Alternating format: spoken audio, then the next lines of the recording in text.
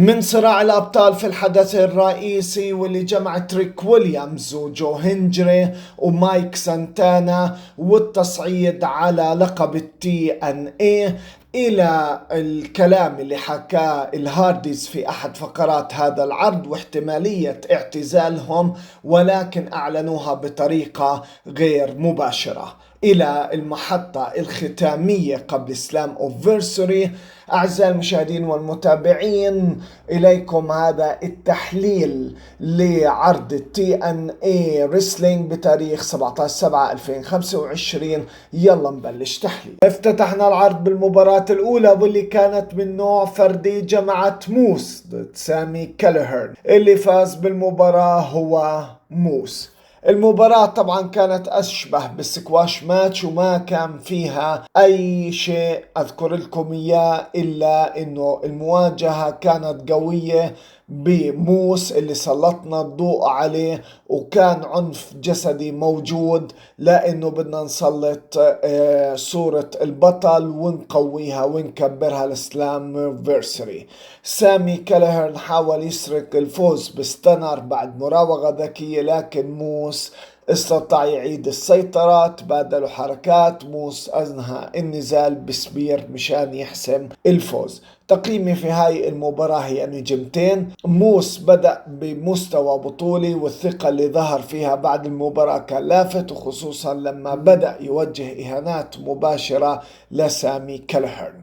اللي بيهمني التصريح اللي عمله موس ما بعد المباراة كان قوي. موس أكد أنه رايح للسيطرة التاريخية على قسم الإكس ديفيجن ويسيطر على هذا الحزام، وأهان سامي كاليهرن بكلمات جارحة وقال له مكانك في الكافيتيريا مش في الحلبة. ظهر ذا سيستم وزاد من التوتر قبل الهجوم المفاجئ من الدارك ستيت وانطفاء الأضواء. مصطفى علي ظهر من بعيد وهو مبتسم، لكن عنده خطة كبيرة أكيد. هيك نروح لسيجمنت لمات كاردونا اللي واجه الدارك ستيت، وأفضل وصف للسيجمنت هذا هو مواجهة التصعيد. رغم تفوق عدد الخصوم إلا إنه ذا سيستم بكامل قوتهم انضموا عشان ينقذوا الموقف. راح نشهد تحالف جديد أكيد يعيدنا للدبليو دبليو إي أيام ما كان مات كاردونا مع برايان مايرز، وأتوقع أنه راح يكون الصورة الحديثة في الصراع ذا سيستم ومات كاردونا ضد الدارك ستيت. المواجهة الجماعية صارت واضحة، وراح نشهد مباراة ضخمة لهاي الفرق في سلام فيرسري أو ما بعد سلام فيرسري. الفقرة واللي كانت ذهبية على ما بشوف أنا، مواجهة رباعية ما بين الفرق قبل سلام فيرسري، وكان في عنا الهاردي بويز دخلوا الحلبة، أطلقوا تصريحهم المفاجئ إذا ما فازوا باللقب في سلام فيرسري راح تكون نهايتهم. الجماهير دعمتهم بشعار يو ستيل جاريت، وظهر ليون سليتر أضاف لمسة عاطفية، لكن كيسي نيفيرو وإي جي فرانسيس من فريق الفيرست كلاس قاطعوهم وسخروا منهم. بعدها دخل رايان نيميث ونيك نيميث وأطلقوا استفزازات قاسية على الجميع. أخيرا ذا ريسكلز أشعلوا الحلبة باشتباك عنيف واستخدمت فيه السلالم مشان يحمسونا لمباراة التاج تيم على السلالم. هاي الفقرة كانت من مثابة إعلان الحرب الرباعية. الليدر ماتش في سلام فيرسري راح تكون نارية بدون أدنى شك، أكيد راح نشوف فيها سبوتات قوية مع تواجد الفرق الأربعة نيميث، فيرست كلاس، الهارديز والريسكلز.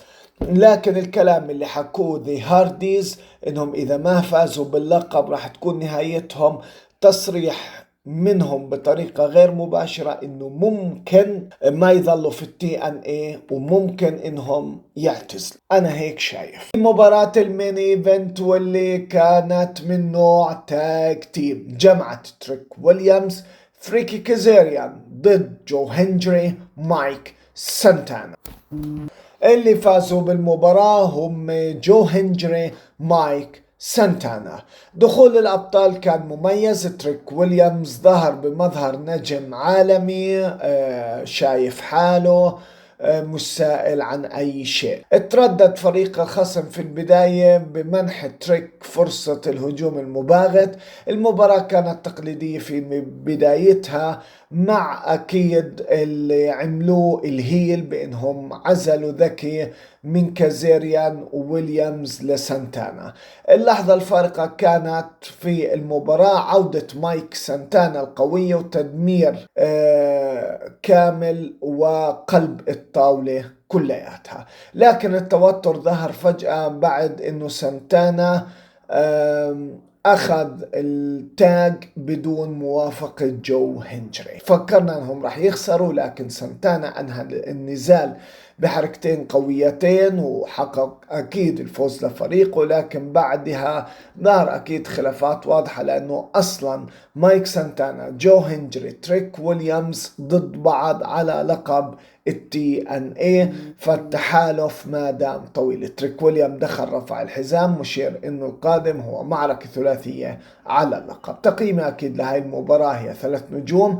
القصة ما بين جو هنجري ومايك سانتانا ما انتهت، وتريك بيستغل هذا الانقسام لصالحه في سلام فيرسري. عرض الTNA هذا الاسبوع كان مليان بالتشويق والبناء المدروس لمهرجان سلام فيرسري، من صراع الابطال في الحدث الرئيسي لتصاعد المواجهات الجماعية وصولا إلى أزمة الهاردي واحتمالية اعتزالهم. الأمور كلها بتشير إلى أنه إحنا على موعد واحد من أقوى عروض الTNA على ما أتوقع. لا تنسوا تشاركونا آراءكم. هل تتوقعوا نهاية مسيرة الهارديز فعلا؟ مين يخرج فائز من مباراة السلالم؟ ومن يتوج في الألقاب التاج تيم؟